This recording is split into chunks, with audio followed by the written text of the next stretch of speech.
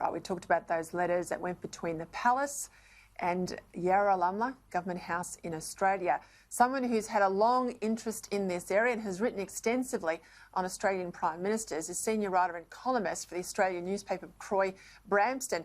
Back in 2012, Troy Bramston also sought access to the letters held by the National Archives of Australia in Canberra.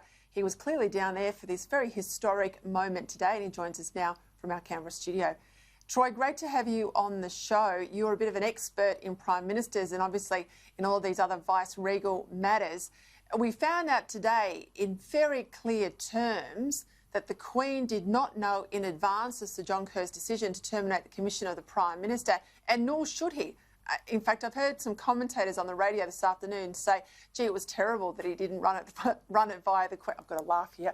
Run it via the Queen first. I mean, that tells you someone doesn't know their constitutional arrangements. What did you make of the revelations today?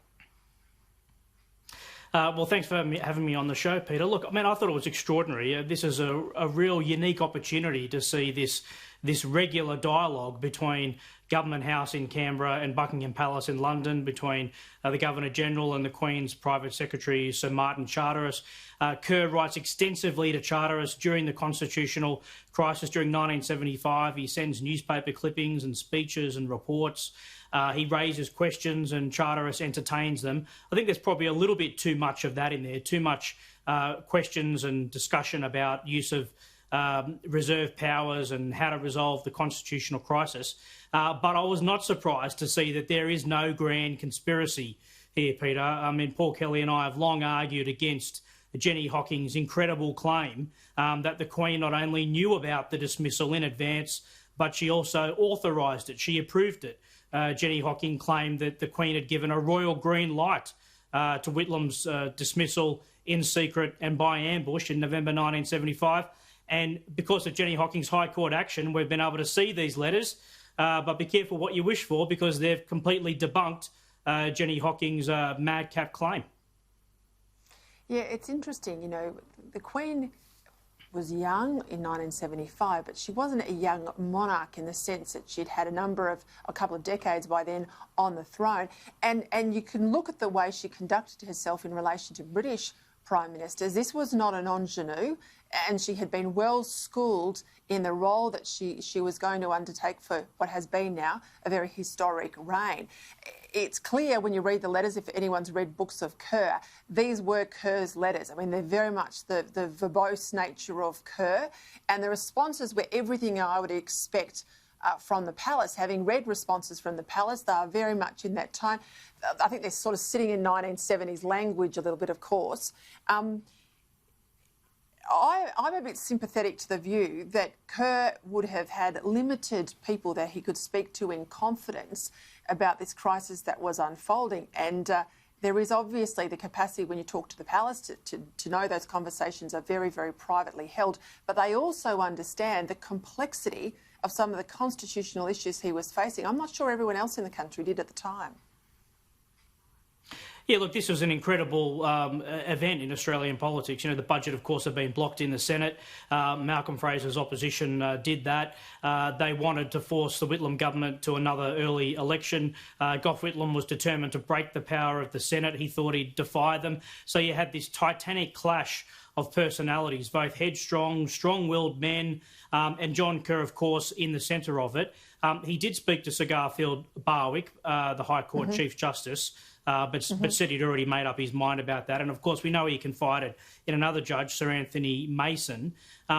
But, yes, I mean, he should have confided in his Prime Minister. I mean, I think that he had these extensive discussions with Gough Whitlam and Malcolm Fraser. I accept that he was in a difficult position. Gough Whitlam was not going to back down. Malcolm Fraser was not going to back down. But where I think Kerr went wrong was not in cautioning the Prime Minister. You know, there's a great constitutional principle set by William Bagehot many centuries ago, which is the Crown's role is to advise and warn the Prime Minister. And Kerr didn't do that. He didn't take the Prime Minister into his confidence and give him some options. Yeah, but just let me interrupt and so you there. Quite clear, yeah. Yeah, but Bagehot's instruction manual, if I can call it that, which is the modern constitutional rulebook that everyone sort of looks to in Law School 101, you can't envisage a situation where the Prime Minister could move against the Crown in Britain, but you can in Australia, because in the case, if you'd adhered by Badgett's rule in Australia and Kerr had sat down Whitlam, as a lot of people said he should have done, Whitlam had made it very clear, and you can see from the correspondence, that he would have moved to sack the Governor-General via the Palace. So there is a sympathy, in my view, for Kerr in that it was either his head or Whitlam's if this impasse wasn't moved. And of course, Whitlam was blocking an election.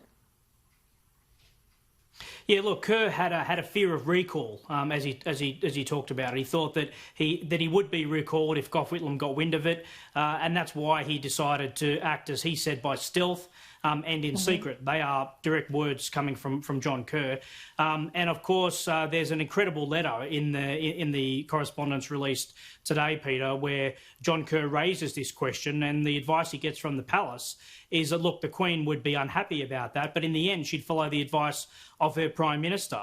And so if Whitlam did seek to remove Kerr, then he would have been removed. And so again, this is another nail against Jenny Hocking, the argument that the Palace was somehow protecting Kerr, defending Kerr, conspiring with Kerr. In fact, they had made it quite clear to him that if Whitlam wanted him gone, he would be gone. It's interesting. For a long time, this has been the smoking gun for many on the left and for the Republican movement. It would then have proved, in order to have Australians make decisions about our own affairs, we need to excise the Queen out of our constitutional arrangements. But this amplifies the point that the decision was made by an Australian Governor-General on Australian soil about an Australian government. Yeah, that's absolutely right. And look, John Kerr did raise those issues with the Palace. He did ask questions. He in a sense, sought advice from them. And Sir Martin Charteris was very careful in what he said coming back. And there's been some claims today made about a particular letter written in early November before the dismissal, where the reserve powers are discussed.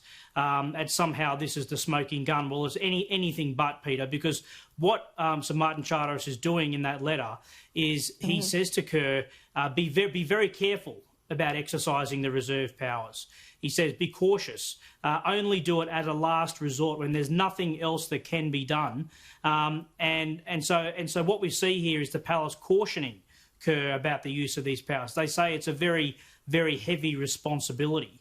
But there is no evidence that the Palace knew quite clearly that Kerr was going to dismiss Whitlam or when he was going to do it, or that they endorsed it beforehand or after. So, I mean, this is a spectacular conspiracy theory, Peter. I mean, Jenny Hocking is a tenured academic at an Australian university. She made the most sensational, outrageous, ridiculous claims that the Queen had personally intervened to sack the Australian Prime Minister in secret with the cooperation of the Governor-General.